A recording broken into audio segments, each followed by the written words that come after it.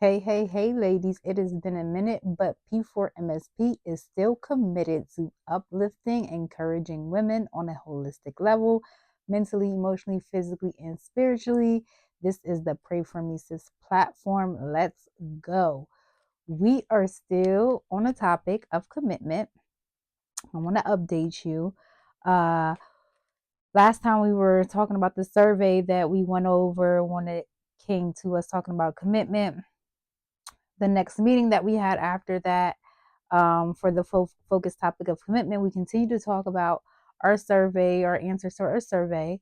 Um, One of the questions were, how committed have you been to your personal goals on a scale from 1 to 10? So most of the ladies scored about a mid-level 6-7 range. I want to say a total of 4 in a 6-7 range. None of us hit the mark of 10. The next question was, how committed are you to um, your relationships with other people, community, family, friends, to others? Basically, how committed are you to others on a scale from 1 to 10? Most of us score on the higher end, hitting some 10s, some 8s. And then the last question was, how committed are you to your relationship with God? Again, most of us was in that little mid-high range of um, between 6 and 8. A couple of us even hit some 10s. So I'm glad to hear that. Some of us, our relationship with God is on 10. Yay, clock it. But we then went into talk about what are the barriers that keep us from hitting those high marks, hitting those 10s. So some of the barriers that come with meeting our personal goals has a lot to do with a layer of things, not just one particular thing, a layer of things. Starting with one of the main challenges are competing relationships with others, competing responsibilities with others. And that can be uh, being a mother, being a caregiver, managing our homes. Those are other responsibilities that are just as important and sometimes feel like they're more important to make a priority than it is to go after our goals. We are a big support system, an emotional support system for people that we love and care about in our life. And that can sometimes compete with what we want for ourselves, which then sets in this guilt, which is the second barrier. Sometimes we feel guilty because we're going after the things that we want, not after the things that people expect us to prioritize. Um, we can sometimes be looked at as being selfish if we're putting ourselves first. Number three, lack of support system. When you are responsible for a lot of things, you need a support system to hold you down when it's time for you to go after some of those things that you want for yourself personally. And that's not always easy to achieve. You may lack some encouragement, support from partners, families, communities.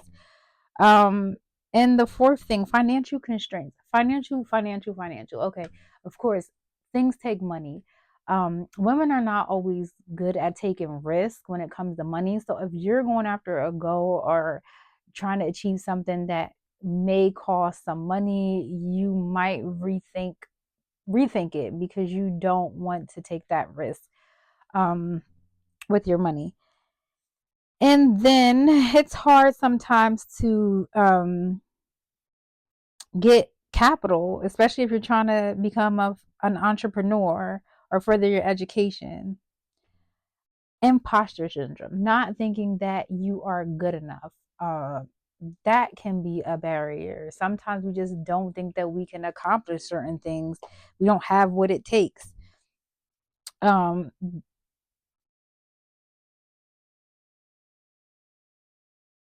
Number six, workplace biases.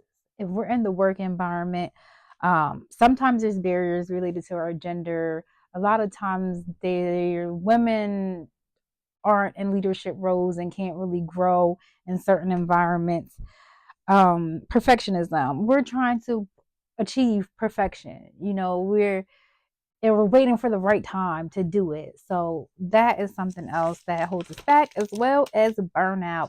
Doing too many things putting our energy in this and that and just like crashing and then just not doing anything, including what we need to do for ourselves. Fear of judgment. When we're putting ourselves first and we're chasing something, we don't want to be labeled as aggressive or masculine or selfish. So a lot of times we just don't do it. And shifting life stages, motherhood, going into caregiver mode, and then going into whatever role is calling our attention. Sometimes shifting things, then we stop doing other things. And a lot of times those other things become the things that we are trying to do for ourselves, unfortunately. And we need to get past those barriers at the end of the day, because there is nothing wrong with setting goals for ourselves and going after the things that we want and still taking care of our other responsibilities as well. So it's time to get ruthless, y'all. We don't have to accomplish all our goals at once, but we can focus on one or two goals at a time and not feel bad about it. And sometimes that might take us setting some boundaries, saying no to some things so we can say yes to other things that are important to us and that we are trying to grow in and do better in.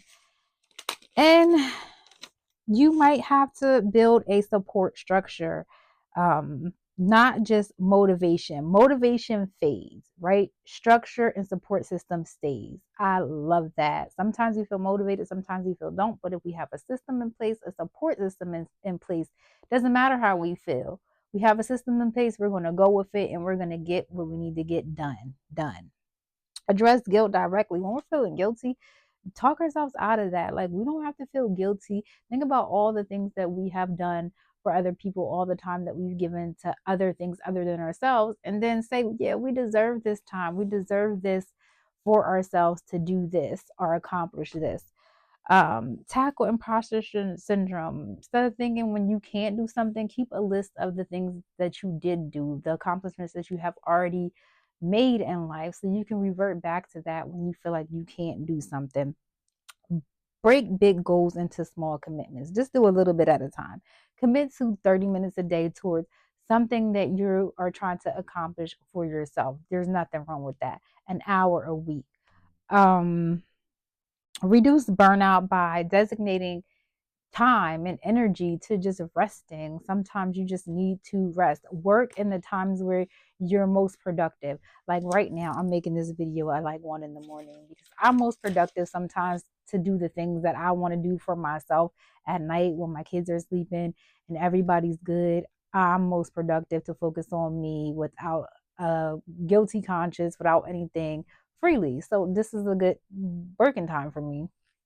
uh, Seek mentors and representatives. It's been done before. You're not the first person that wanted to do this. So seek um, seek mentors, people that's done it. Get a chance, if you can, to ask them questions. How did they overcome things? How did they get past barriers and challenges, right? Create a why that's bigger than the discomfort. Why is this important? Why do you need to accomplish this? A lot of times our whys are connected to something bigger than us. That's another way that we can kind of talk ourselves out of feeling selfish. Yeah, we want these things, but why do we want these things? Most of the time we want it for something or someone else that's connected to us, to leave legacy, to break generational curses, to build financial wealth. That's not just for us. Other people can get some of that too. Um, we're givers. We're going to share whatever we get, whatever we gain. Uh, a lot of times we're just like nurturers by, that's just what God made us to be, nurturers. And we can be in that nurturing role for other people and not be in that nurturing role for ourselves. And ladies, we got to stop that. It's okay to nurture ourselves. It's okay to nurture our vision. It's okay. There's nothing wrong with it. Accept the seasons change. Progress looks different. Sometimes you might have to pause on some of the things that you're going after, some of your goals.